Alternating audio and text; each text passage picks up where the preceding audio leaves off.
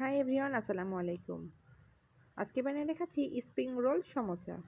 বিকেলের নাস্তার জন্য একটি পারফেক্ট নাস্তা। এর জন্য আমি প্রথমে একটি খামির তৈরি করে নিচ্ছি। এখানে আমি নিয়েছি 2 কাপ পরিমাণে ময়দা, সামান্য পরিমাণে লবণ, সামান্য পরিমাণে সয়াবিন তেল। এখন এগুলোকে ভালোভাবে মিশিয়ে নিচ্ছি। এটা ভালোভাবে মেশানো হলে এখন অল্প অল্প করে পানি দিয়ে একটি শক্ত খামির তৈরি করে নিচ্ছি। একবারে পানি একসাথে দিয়ে দিচ্ছি না, আমি অল্প অল্প করে পানি দিয়ে খামিরটি তৈরি করে নিচ্ছি। খামিরটি তৈরি করা হলে আমি 10 মিনিটের জন্য রেস্টে রেখে দিচ্ছি। এখন এখানে আমি কিছু সেদ্ধ আলু নিয়েছি, এগুলোকে গ্রেটারের সাহায্যে গ্রেট করে নিচ্ছি যাতে দানা দানা না থাকে। এভাবে সবগুলো নিয়েছি। তার সাথে কিছুটা চিকেন বয়েল করে নিয়েছি, সেটা ঝুরি করে নিয়েছি। এখন একটি কড়াইতে দিয়ে দিচ্ছি, চিকেনগুলো দিয়ে দিচ্ছি আর সাথে দিয়ে দিচ্ছি ম্যাশ করা আলু। এখন এগুলোকে ভালোভাবে মিশিয়ে নিচ্ছি। তারপরে দিয়েছি সামান্য পরিমাণে লবণ, তারপরে দিয়েছি রসুন বাটা, সামান্য পরিমাণ আদা বাটা। এখন এগুলোকে ভালোভাবে মিশিয়ে নেব।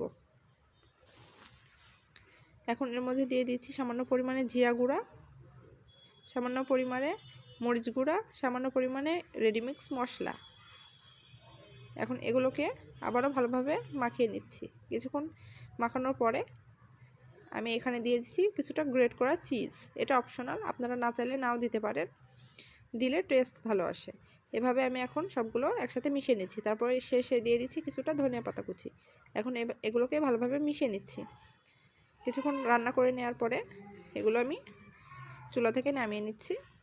নামিয়ে এগুলো ঠান্ডা হয়ে আসলে আমি এখন যে ডো বানিয়ে রেখেছিলাম এর থেকে লেচি কেটে রুটি বানিয়ে নিয়েছি। একদম পাতলা করে রুটি বেলিনি, একটু মোটা করে বেলেছি, দেখতেই পাচ্ছেন।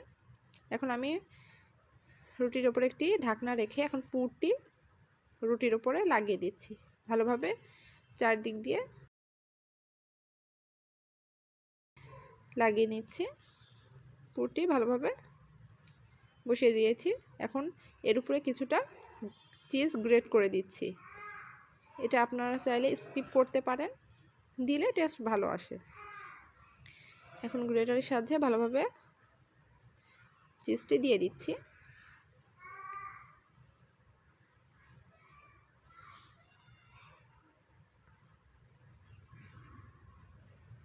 চিজ দেওয়া হয়ে গেলে আমি ঢাকনাটি উঠিয়ে নিচ্ছি। এখন একটি ছুরির সাহায্যে এখন কেটে নিচ্ছি। একটু খেয়াল করলে দেখতে পাবেন আমি চারকোনাভাবে কেটে নিচ্ছি সবগুলা। এখন কেটে নেওয়া হলে আমি একটা একটা করে ফোল্ড করে নিচ্ছি। একটু খেয়াল করলে দেখতে পাবেন কেমন করে ফোল্ড করছি।